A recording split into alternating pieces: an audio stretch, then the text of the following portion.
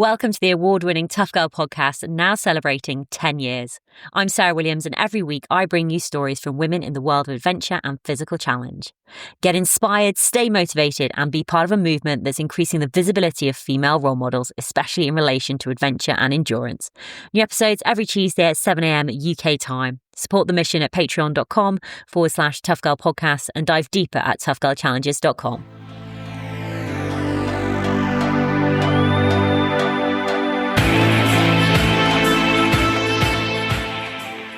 Hi, Sarah. So glad to be here. So thank you so much for having me over. Your podcast is fantastic and I'm just so excited to dive into the conversation. I'm calling from Bath right now. So I'm in the Somerset area of the UK, and today the weather has been absolutely gorgeous. But yeah, I'm based between England and Peru now, and I am a Peruvian scientist. I'm a National Geographic explorer, and I lead science and conservation efforts in the Amazon rainforest in my own country, Peru, where I was born and raised. And I had such a deep connection to indigenous roots and ancestry with my grandmother and her own grandparents. And so, yeah, I feel really lucky that I get to kind of bring back what I continue to learn from other lands back to our own. I'd love to hear more about what your early years were like living in Peru. Did you have a large family? How much time did you get to spend with your grandmother? Were you spending a lot of time outdoors in nature? What were your early years like?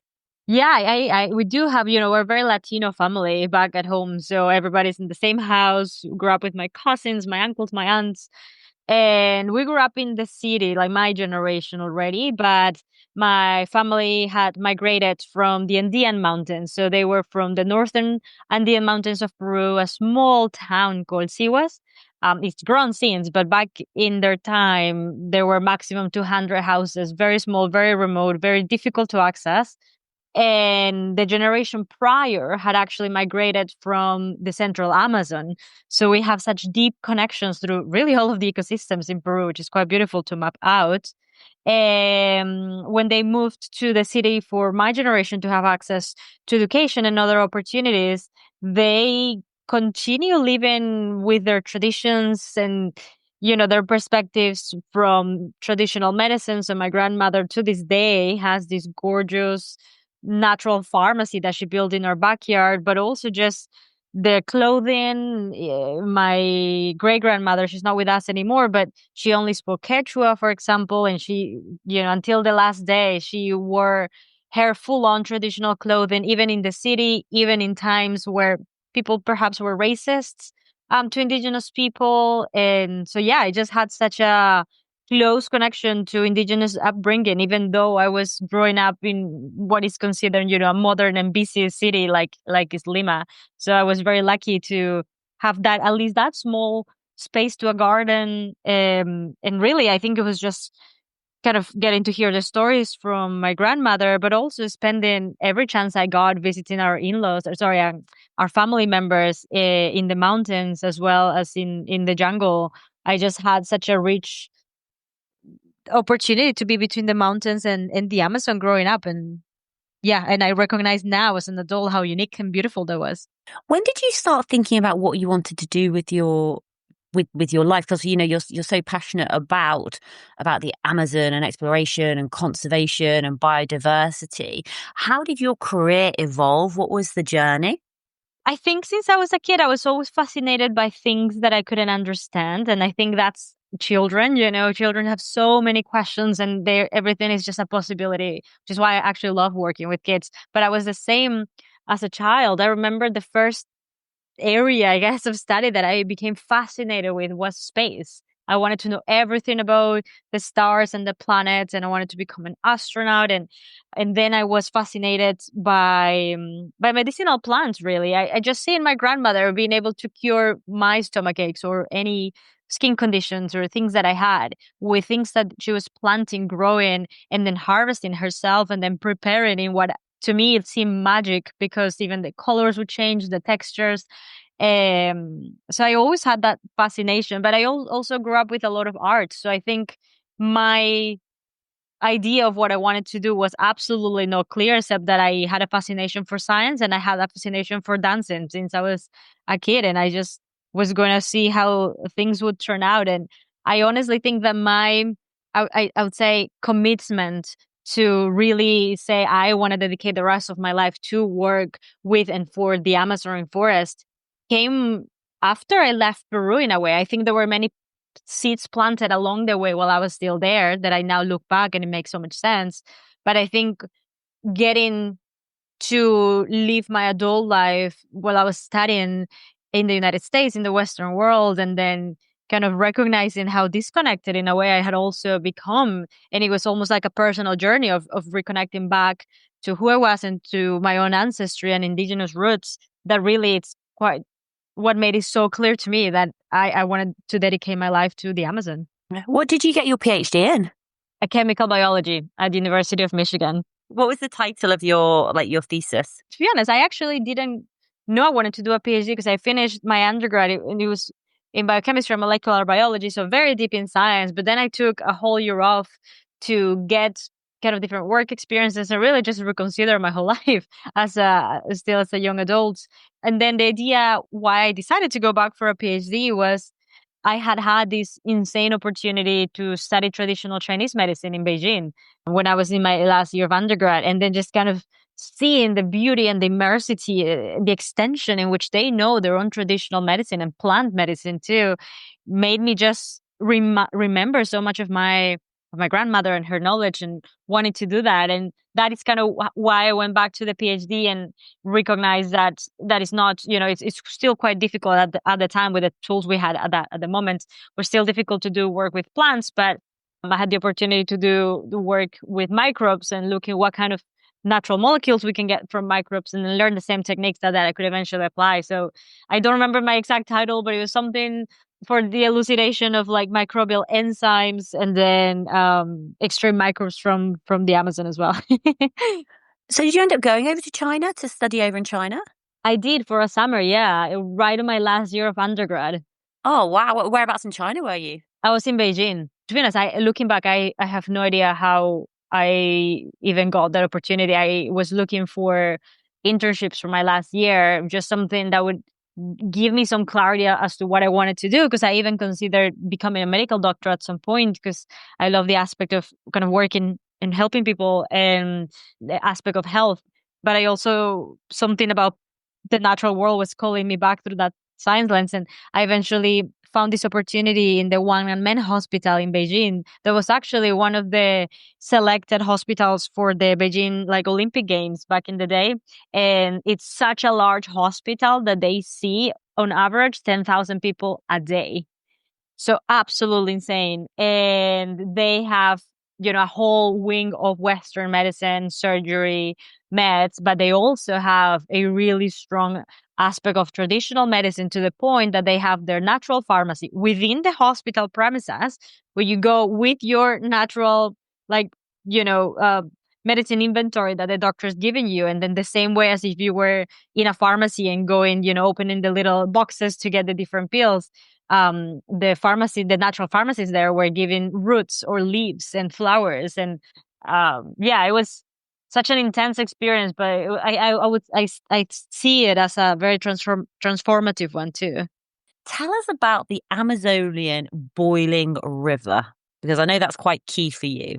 Yeah, during my PhD, I was already kind of halfway through, and I really wanted to start doing work back in Peru. That's why I even had gone for a PhD in the first place. And I learned about this amazing location that is called the Boiling River, that as the name dictates, it is a river that is boiling. Now, we have rivers that boil around our planet, right? Like Yellowstone and other hot springs, Iceland and Italy and Ethiopia. But what's unique about this one is that one, it is not connected to a volcano. And two, it is not in kind of a remote area or without really much life around it, as happens to be for most hot springs, because it's so hot that no plant or animal want to be near it. Makes sense. But in the boiling river of the Amazon, the Amazon around it doesn't care. It just grows as vividly and lush rainforest as normal. But yet you have a river that is constantly flowing, very big volumes, very fast pace, and it's so hot that the hottest temperatures recorded by geologist Andres Russo is 99.1 Celsius. So that is the temperature at which, water in your kitchen is going to be boiling to cook chicken or eggs or make tea. Absolutely fascinating space. And because it is so extreme, like I guess just to put it into context, it's so extreme that if you're standing right next to it, you have hot vapor constantly rising and hitting you in the face as if you were in a sauna, except that you are not anywhere indoors, you are just outdoors, constantly being hit by that heat. And for a long time, people thought nothing could live there because the small, poor Amazonian mammals that would accidentally fall into it would immediately cook from inside out. Same way, when we could cook chicken or meat in a pot of boiling water, until you ask the question through a different lens, through a science lens. And when I got there, I went to visit for the first time with my mom just because I was so fascinated. I was still quite young, but I remember seeing so much color in the river. And I was like, that is life. That is microbial life. Like the same way you think of algae in rivers, but now think green and patches of yellow or even like pink. All of those are different forms of microbial communities that come together. And if you know what you're looking for, know how to spot them, you will be able to recognize them. And so that's kind of really what propelled me saying, I think I want this to be my first project that I lead independently, where I take now the things I've been learning in my PhD and use them to try to understand more. Oh my God, that's amazing. And so this river hadn't been studied before, or a certain aspect of it hadn't been studied before. You were the first person to bring awareness to it. Is that right? Yeah, so the river had been studied by Peruvian geologist Andres Russo, who has an amazing TED talk about it, wrote a book that is fascinating. Everybody should get a copy, but nobody had studied it formally from a microbial lens. So the idea that things could be living in that river had not been studied properly or documented. And so we were the first ones to do that. And that became part of my PhD thesis and hopefully a published article at some point. But yeah, and what I think is most fascinating about this, besides the aspect that with my work we discovered species that were new to science, microbes that nobody knew about before, which was just absolutely fascinating aspect of our work, and get to understand kind of their relationship to the flora around and their impact, because microbes are at the base of life for everything. So if we're talking about regenerating plants or protecting animals, if we don't understand the microbial life in which they are living, then I think our options are always going to be limited. But the other aspect was, I guess, like the teamwork that it requires to work in such a dangerous place. And I go about this. I have an insane story in my chapter 2, which I think was also one of those very transformational stories where one of our team members had an accident and he put both of his feet, he was wearing sandals, in boiling mud, up like ankle deep. And that happened when we were in an area that was, like, to get there we had to trek really into virgin jungle, so it was very difficult territories we had to cross to get there. It was getting dark, we were not expected to stay beyond daylight, so none of us were really ready to have equipment for night exploration. And yet this team member had that accident, and oh god, it became almost like a movie, to be honest, looking back. But it's also just kind of part of field work. So you mentioned your book. Let's talk about the book, The Spirit of the Rainforest, How Indigenous Wisdom and Scientific Curiosity Reconnects Us to the Natural World. Tell us more about the book. What can people expect from it?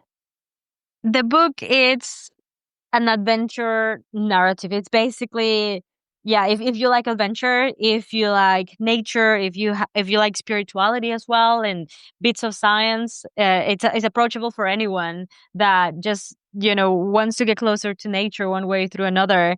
It's a compilation of adventures in the field over the last decade that tell stories of biodiversity, of animals and flora that most have never heard of, but also not just interesting bits of science that either we have conducted or I have led or other people have, but also indigenous wisdom and the spirituality that is associated to this life forms that we find in the Amazon. And I don't think we often think of science and spirituality coming together, but in a way that's reflective of my own journey, having roots with indigenous people, my grandmother from the Andes, her grandmother from the Amazon, but then also one foot in the Western world where, I was trained as a scientist in the USA. And so the book, I think, is just really showing this path forward where we can have these multiple things living in the same space. And yeah, ultimately, I think it's just a story of hope and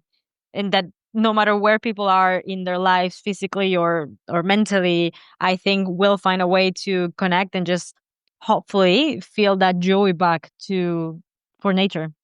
So you are heading into the Peruvian jungles. You're doing all of this sort of research out there.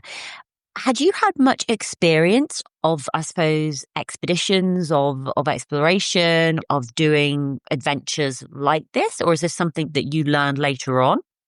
I learned later on. I know now living in England, I've learned that some people proper prepare for this, go into expedition courses and survival courses.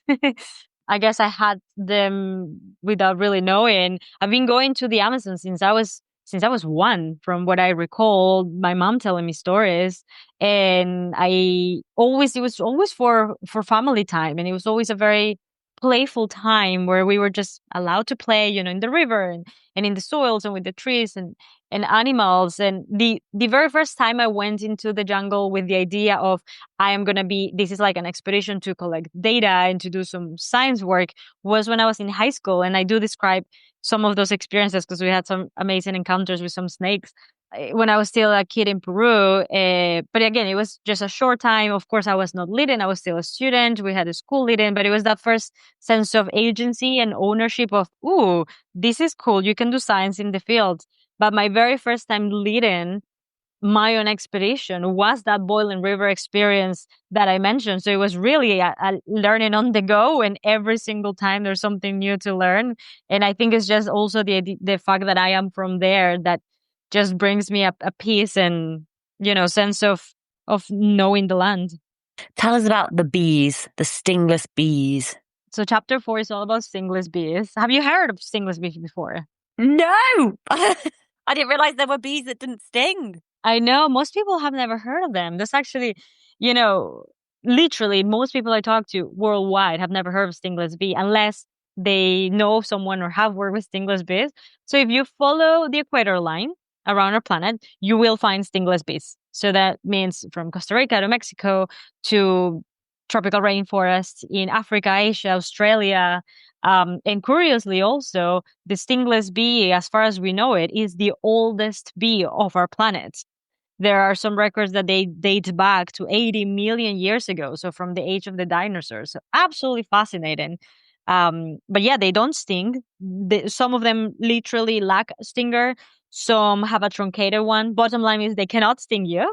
What I will say is that, of course, nature is wise, so they have found other ways to protect themselves, like biting. They can have some toxin as well in the saliva. I don't mention this in the book because it happened afterwards, but last year I got bitten by one of the stingless bees I was working with right on my left eyelid. And nothing happened at first, but the next day my eye got so inflamed and red, and every time I blinked, it felt like I had a piece of glass stuck in my eyeball, and that feeling stayed for 2 weeks. So Absolutely. hold on. So we've just gone from stingless bees, which make them sound like, oh, super cute. You know, you see like babies in like a bee costume, and it's like, oh, there's a stingless, they'll just fly around, they're not going to hurt you. And now they've changed to biting bees, which sound really vicious and dangerous.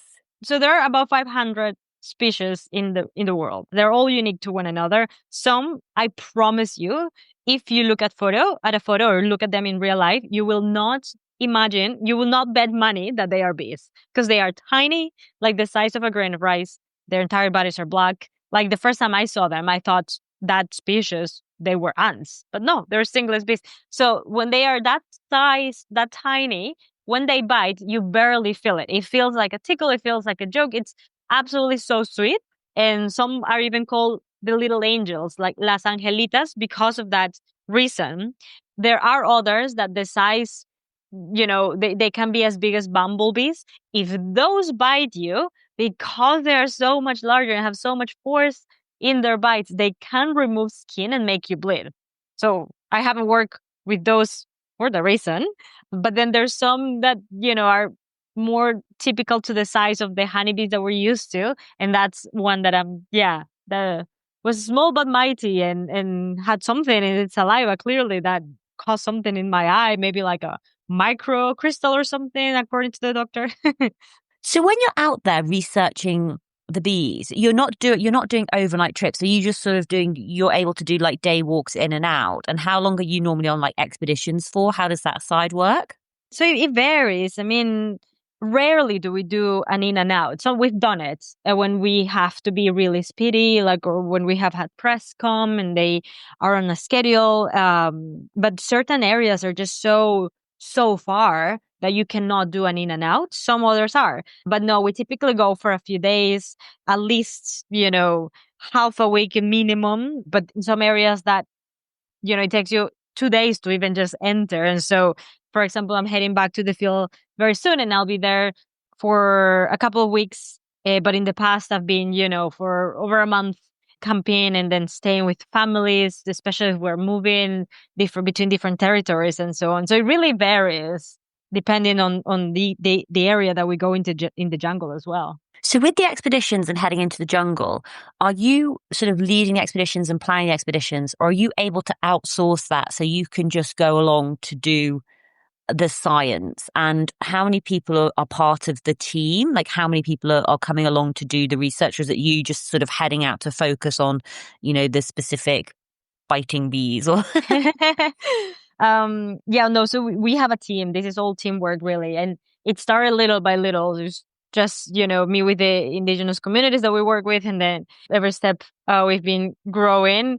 I do lead some expeditions a year. I was leading definitely most of them before. Now I'm leading only a certain number a year. Now we are passing basically the baton. So our local leaders are also leading expeditions throughout the year, which is really exciting to me. But whenever I am leading them, I am organizing. I'm very hands-on. We work with our local teams.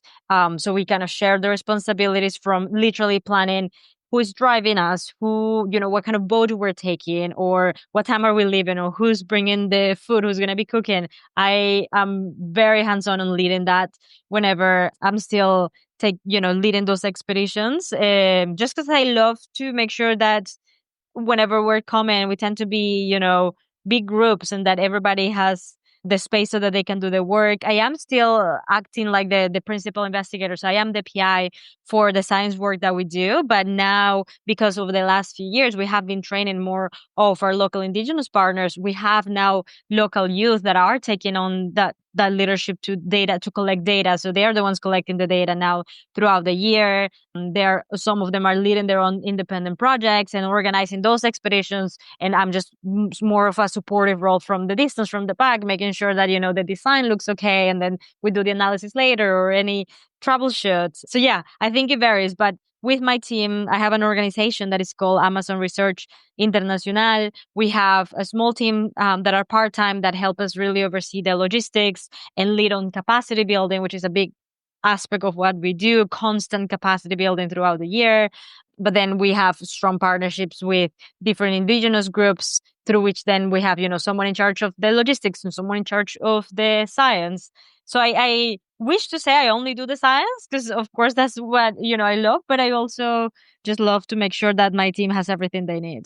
do you know what I find fascinating is, obviously it's your science background, these discoveries that you're making, and especially sort of in the Peruvian rainforest, and just with your science hat on, and then it's when you look what's happening in the world, and even in terms of like sustainability or deforestation, and these rainforests are being utterly destroyed, but then okay, yeah, they're being replanted, but the loss, like the loss is just must be so heartbreaking and frustrating, and it's just like you're trying to do your part, especially with the biodiversity, and trying to almost preserve the knowledge that your grandmother would have had, or all grandmothers would have had.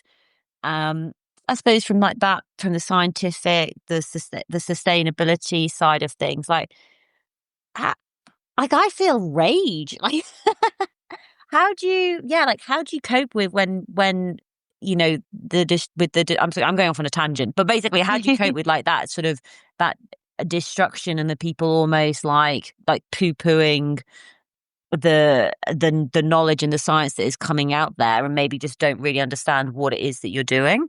I think you're referring to a few different topics. So you're talking really one way, it's kind of like that some people are referring to it as climate anxiety or that type of, overwhelming sensation that I think definitely the young generation is feeling of the planet is literally on fire, like it's just a sense of hopelessness. And then I think also perhaps the skepticism also in a way of the way we are approaching, which is really uniting modern science with indigenous wisdom. We have had already skepticism on that, and I'm happy to dive deep into that. I would say one of the most heartbreaking moments I've had, because they do happen throughout the year by working in these fragile spaces, was last year when I was in England at the time. So I was doing some work here, and one of our team members sent me a photo of a carbonized snake that was killed in the fire, and it just its entire body, as long as thin as it was, just it absolutely it became carbon. And seeing that in a photo, because there were a few photos of other animals come about, but I had not seen one of a snake yet, and it just went right into my WhatsApp, literally on the field. This is what we're getting, and these people were not getting support. They didn't even had firefighter suits. The firefighters were not getting to the space. There was not enough equipment. There was not enough water.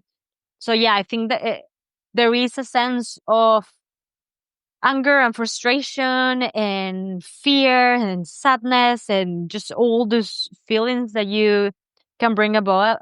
But I think also just seeing how everyone as a community they're coming together regardless of the different cultures, regardless of the different spaces or even territories or whose space is who, it just kind of coming together for the wildlife and for the jungle as a mother, really, is what ultimately just gives me the hope, and it just kind of gives me a sense of urgency. I think I've channeled all the feelings that you mentioned, or at least I constantly try to channel it as a sense of urgency, which is why I constantly say there is a reason why I decided to do this work kind of young. I could have gone into a pharma job and be really comfy and have, a lot more money and things like that. And the reason is because I have such sense of urgency that I don't think there is time. I don't think the jungle has 10 years for us to just be sitting without bringing our own local voices into science, which is something that we don't really have much of. We've had more indigenous representation in activism, and it's been absolutely life changing and having their voices in big spaces, but we haven't had much indigenous science. And if you don't have that science like documented, then guess what? Your policy will never have that cultural perspective including that data that you actually need to make law or to make changes or to, you know, yeah, you just create those systems. So I think that is how I just working really relentlessly, that the way I channel it. And I just tell people if we just kind of dive into that sense of despair, then we become incapable of moving. And that is also not what our jungle needs or our rainforest or our oceans, And I think remembering that sense of beauty and hope is what should be giving us that sense of that all kids have playing in nature, that is joyful and that is playful and that is beautiful. And if we have that, if we remember those ways as adults, then I think we are that joy is gonna prevail over any fear or despair, so that we can keep doing the work. And I think that is also something that motivated me to write this book, because I get this question so often from all ages, and I think it's just important to remember that. Mm. I think you sit at such a fascinating place. It's like the word I would use would be like intersection, because if you think, science is predominantly like sort of male dominated, but you're coming from a female perspective. You're Peruvian and you've got your indigenous background, heritage, culture, but you've been educated in a American, Western university, you speak Spanish and you speak English, you've got there's so many intersects which join so many things together, which puts you in such a unique and powerful place, and it's so needed. And I know so COP16 happened in Colombia in 2024. You were participating in that. Do you want to share more about what you were participating in and what you were sharing in COP16? Yeah, thank you so much, by the way, for saying that. You're very kind. I appreciate it. And, I think I've learned definitely over the last 2 years primarily, how unique of a position that is and the responsibility that that means. And I think, doing this work is not easy. And I've actually definitely had a lot of self-doubt, like I think most of us always do, and question things, why is, there was one time when a reporter asked me when we were in the field, and this was for a big platform, that he just, with genuine curiosity and like shock, asked me, "Why are you doing this?" Because it is so difficult. But I think it's because I recognize it is such a unique position, and I don't think I'm the only one. That's also the difference. I think there are more, but we're not seeing much yet, and so it's also just opening those spaces. So COP16 last year happened in Colombia in October, and I got invited by the Ministry of the Environment in Peru to go talk about our project, focus on stingless bees, to represent it as like an exemplary project on pollinators in Peru, which was huge. This is absolutely huge, like exemplary project. We're a small team, we're independent, that was such a big recognition and my first invitation ever to COP.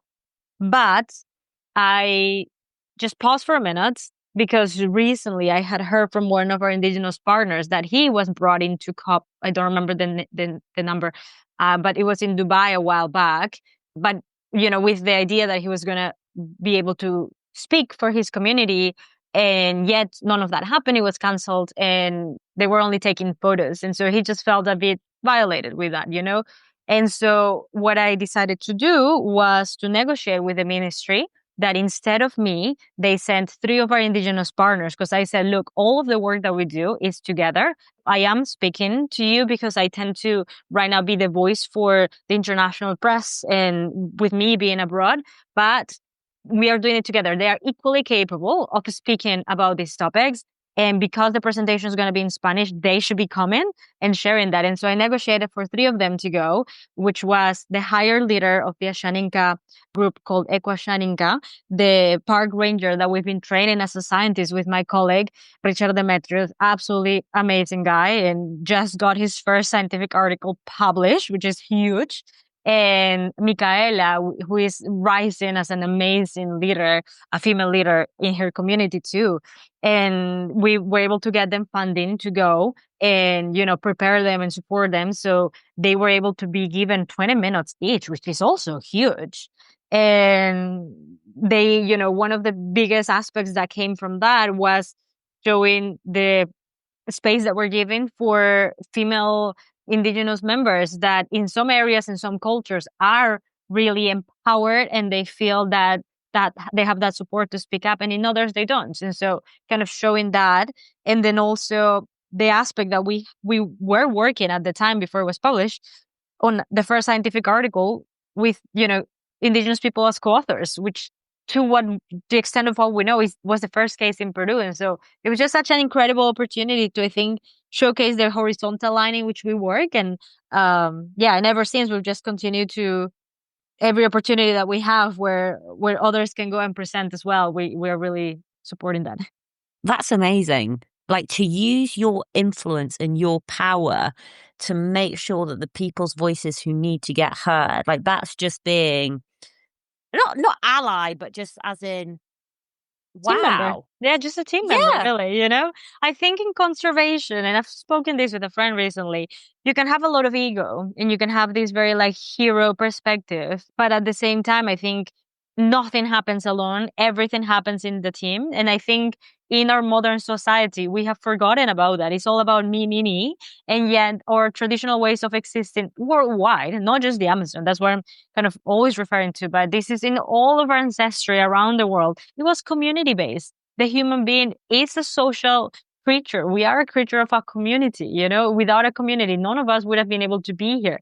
But yet, I think the way that work and society works right now, we don't really prioritize that. And I think it's just kind of showing that through our work, not necessarily even saying it out loud, just showing it. I think that is the most powerful way to show that we're a team and to show that we're creating new ways, even if we will be getting whatever criticism because our partners may not have a PhD, but believe me, they are some of the most experienced scientists, in my opinion.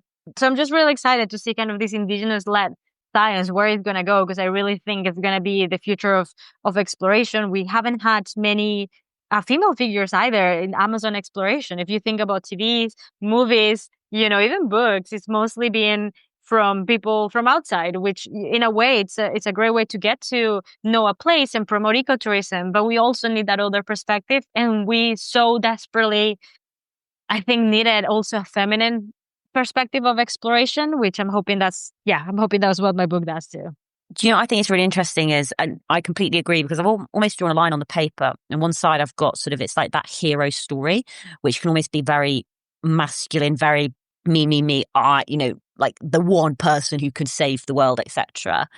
And then on the other side, when you have women, and women are brilliant at building communities and actually having that feminine perspective, and there's less ego in it. And that can make such a difference in terms of the visibility. And obviously, you know, I totally agree. I think we do need more women in this exploration space, in the Amazon, in the science fields as well, just to get this perspective across. Because at the end of the day, like you said, just because some of your scientists your lead scientists working in general, just because they don't have a piece of paper saying that they've got like a PhD and have doctor in front of their name, does not mean that their knowledge is vast and worthy of that. And actually, people dismissing them just because they haven't graduated from a certain type of university is well, it's a little bit silly.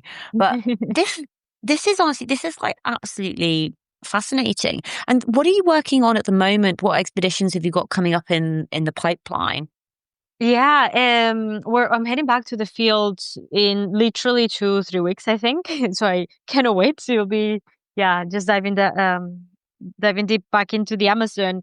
We have a large team we hope come in. So we have different ongoing projects. So some of our Shaninka members, like Richard, are continuing projects on bee mapping. So we're creating the first map of stingless bees in the Amazon to create the first link on how deforestation is impacting them. Things we know, but there's no science to prove it, and so it cannot lead to policy change. We have another really exciting new project that I really haven't talked much about, but I'll share it for the first time, I guess, publicly now with you. It kind of originated because of chapter 11 in my book, that it's where I had an insane ayahuasca experience that I'm happy to dive more if you want, that just kind of led me to dive in this hole of something known as zoopharmacognosy, which is the study of how animals self-medicate when they're ill. Long story short, that led me to connect with this incredible scientist that is an expert in the topic, Elodie Freeman, that has been leading incredible work in Uganda with chimps and showing how they self-medicate or teach one another how to do so. Just got, you know, released in different media. So we're partnering together with the Shaninka community to be able to conduct this work for the first time in Peru. We've been already gathering for ages stories on how different animals like the tapir and others know what medicinal plants to consume when ill, but there's no data to back it up. And we're hoping that that data it's used to create protocols that protect the inherent knowledge of animals, as well as promote reforestation that is beneficial medicinally for animals, which is something really exciting. We're doing a documentary as well with some local team members. Definitely, and we have a team working on capacity building. Yeah, it's going to be quite a big expedition, this one. How do you fund, like, how do you make money to fund your expeditions? Is this through scientific grants? That's a great question. So I don't make money from the expeditions. I work for like my own salary. I create through my consultancy work. So I do public speaking, writing, creating content, and consulting with companies. For that, our nonprofit work, which is where we're leading the science. Yes, we apply for science grants, capacity building grants, conservation grants, and that is what funds our expedition work. That is what helps pay for the honorariums of our indigenous team members, what helps support the extensive, like, long-term project that they are now, collecting data for. And we have amazing partners as well. So we work with environmental lawyers, have been supporting us for quite a while. The local, Reserva Comuna La Xaninca, which is a part of like a park ranger reserve that protects one area in Peru, that also have been supportive. So yeah, it's a team, a network. No, that's fantastic. And you are actually on the BBC. The title is amazing. Extreme Climate Explorers. Like, how badass is that? Do you want to share a little bit more about that? God, yeah, it was an incredible experience. It's an iPlayer and on YouTube, and it's also, there's a Spanish version of it in BBC Mundo YouTube, which is yeah, I was really excited to be able to do two versions. BBC contacted me last year and said they wanted to come and document our work on stingless bees, and something that I had mentioned before but was never shown on screen, which is one of the traditional ways in which we go to look for bees. So stingless bees nest inside hollow trees. So you cannot just go into the jungle and look for a hive. You need to basically go looking for a sound.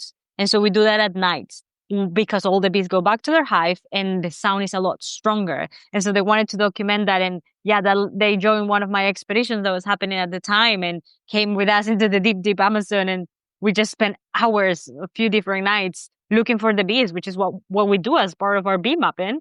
And so they got to see that, and the dangers that come with us. We entered Shushupe territory, which is the Amazonian bushmaster, one of the most dangerous snakes we have, because not only is it poisonous, but also it's known as the only snake that follows you. And we were able to smell fish in the jungle. So if you smell fish in areas where you don't have fish, it's because you have snake skin left around. So you're entering snake territory. And so anyways, the team was, it was an intense experience for the team recording. But yeah, it was absolutely fascinating. And the documentary is out now. I think it's 20 minutes and highlighting a few other amazing scientists too. That's awesome. Now, a bit of a silly question, but I also think there's no such thing as silly questions. Do the stingless bees, or what I would like to call them, the biting bees, do they produce honey? And have you tasted it? They do, yeah. I have some with me here. They produce one of the most medicinal honeys in the world, and that's actually what got us into the project.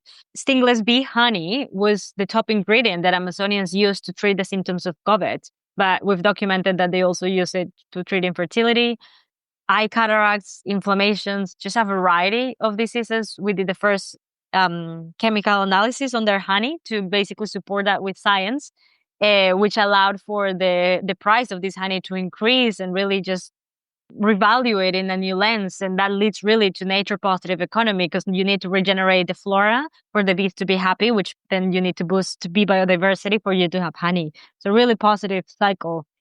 How would it compare to Manuka honey? So we haven't compared it directly with Manuka honey, which I know is also really powerful, but we know the more general comparison to honeybee honey, and stingless bee honey from the Amazon, but also stingless bee honey from other places where they have conducted studies. They tend to have a really high number of medicinal molecules compared to any other honey. So again, I have not touched Manuka honey, so I have no idea, but the stingless bee honey that we work with, because the bees feed on so many of the medicinal trees and flora around, it ends up becoming a really powerful honey. Yeah.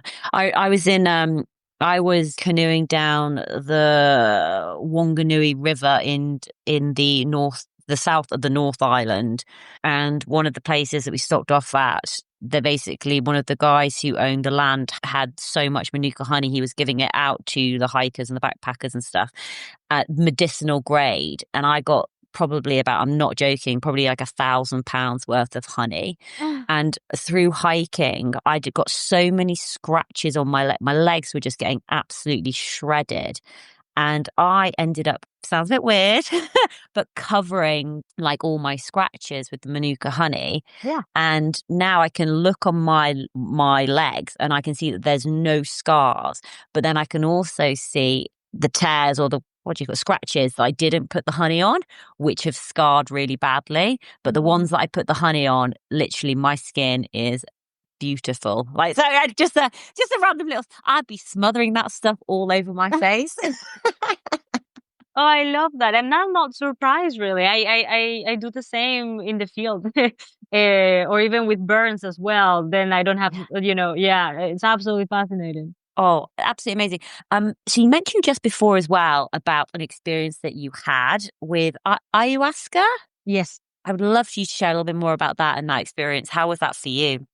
So ayahuasca is a medicinal plant that now, I mean, it's become so popularized for people to enter into their own journeys, and it's considered like the ego death experience. I've heard it called. Even some famous people have done it.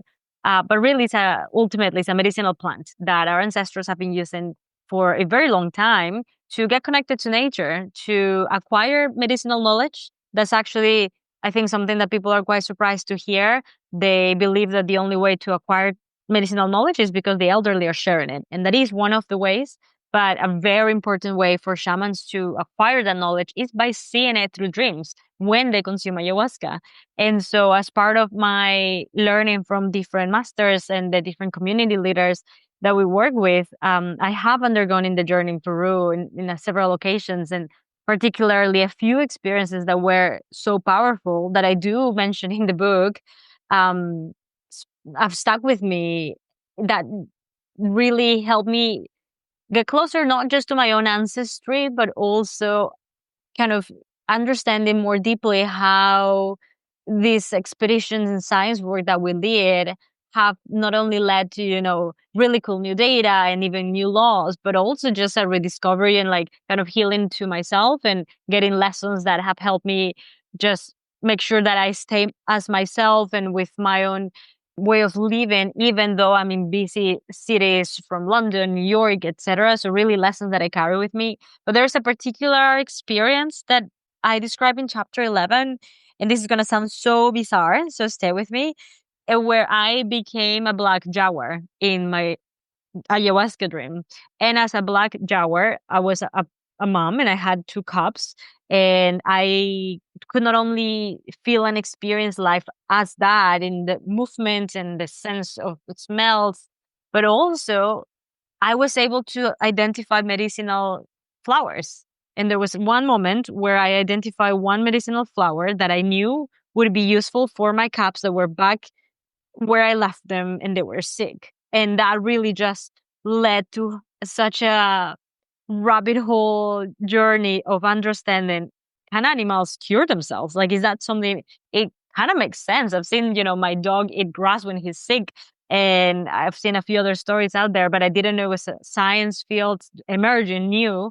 And yeah, that just led to such a fascinating discovery of many examples I mentioned in the book. And well, now this new project that we're taking to the field with Elodie Freeman and our partners in Peru. Oh my God, that's amazing. So, all of this can be found in your amazing book called The Spirit of the Rainforest: How Indigenous Wisdom and Scientific Curiosity Reconnects Us to the Natural World. And Dr. Rosa, how can people find out more about you, connect and follow along with the work that you're doing, support the work that you're doing? Where are you most active on socials? Instagram. I'm definitely most active on Instagram. I, try to share as much as I can. I read all my messages and, yeah, so I encourage people to follow me there. They can find the book in, in any of their preferred bookshops, definitely online. I read the audio version of it and it's on Kindle.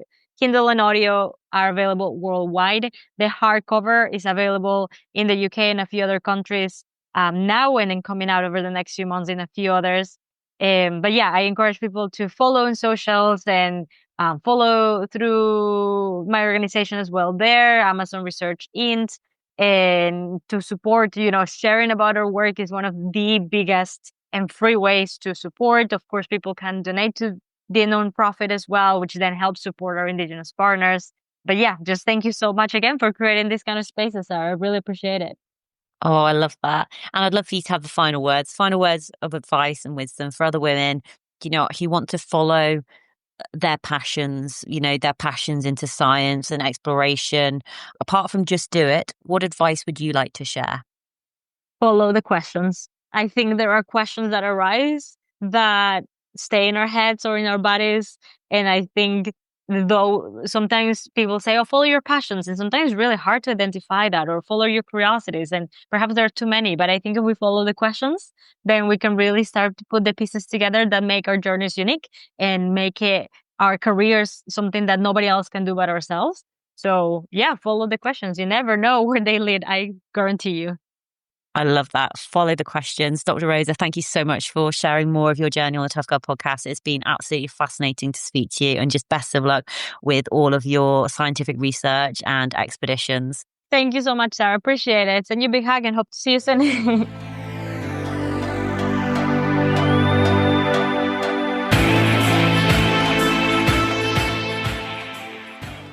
Hey, tribe. I really hope we enjoyed that episode with Dr. Rosa. I love it when it's just so fascinating. Stingless bees, like absolutely amazing. And I, for one, know the benefits of like Manuka honey. Like I mentioned, if you can watch the vlogs, you can watch me smothering honey all over my ruined legs from all the brambles and the scrapes and that I got into on the Chiararo Trail, and the magic that the Manuka honey did. But the Amazon boiling river, how absolutely fascinating is that? And so I really love how Dr. Rosa shared. She's just so passionate and knowledgeable about her subject. And we have also spoken to lots of other incredible scientists and researchers. So if you visit the resources page, there is more women that you can go and listen to. One of my particular favourites is Dr. Eleanor Drinkwater. She is a bug nut and adventurer, and she was awarded Inspirational Explorer of the Year by the Scientific Expedition Society. Again, absolutely fascinating, talking about bugs. Phenomenal. We've spoken with Dr. I'm going to pronounce the name wrong. Dr. S.K. Britton, Britton, Britain.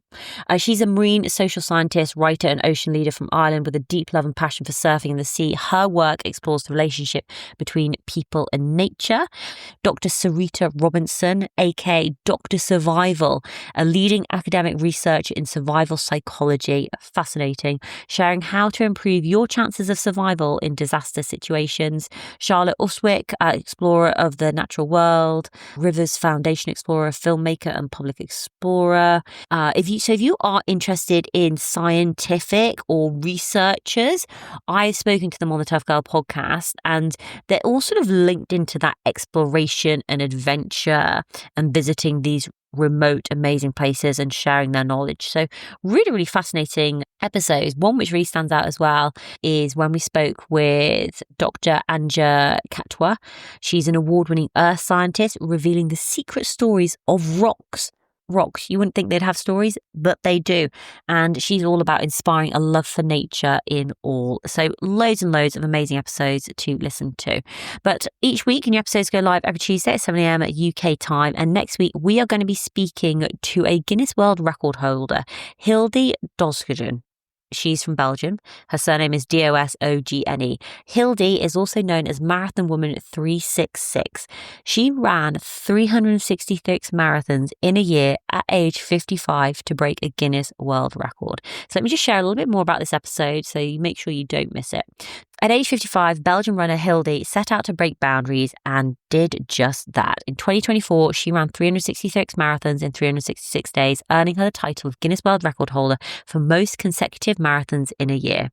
What makes Hilde's journey so extraordinary is not just the distance she covered, but the relentless dedication she showed while working part-time and managing her daily life with laser-focused discipline. Known as Marathon Woman at 366, Hilde didn't grow up in a sporty family. In fact, she didn't seriously take up running until her 40s, but once she did, she never looked back, moving from her first marathon with her husband in 2013 to ultra events like the Marathon des Sables and the legendary Spartathlon in Greece. Inspired by endurance runner Candice Burke, who ran an ultra a day, Hilde set a goal that was bold yet just manageable alongside her career, a marathon every single day for an entire year. From battling injury and illness to running through Belgian storms and even dislocating a finger mid-run, Hilde's story is one of mental toughness, resilience, and unwavering self-belief. In this episode, Hilde shares why she decided to take on this incredible challenge, how she structured her days and managed recovery, the highs and lows of running every single day, the mental strategies that helped her keep going, her thoughts on aging, performance, and redefining what's possible at 55, the deep sense of joy and freedom that she finds in running. Hilde's story is a reminder that it's never too late to start something extraordinary and that the only limits are the ones we place on ourselves. New episodes of the Tough Girl podcast drop every Tuesday at 7 a.m. UK time. Subscribe and be inspired by the stories of women pushing their physical and mental limits across adventure, endurance, and exploration. You can support the mission to increase the amount of female role models in the media in relation to adventure and physical challenges by visiting Patreon, patreon.com/Tough Girl podcast, and signing up as a monthly or annual patron. Every patron really does make a massive difference. Thank you so much to all the incredible women and men who are supporting the work that I do. I could not be here without you. All that's left for me to say is, wherever you are, whatever you are doing, give it your all, give it 110%, get after it, go for it, believe in yourself, because I believe in you. Take care, lots of love, and I'll speak to you soon. Bye.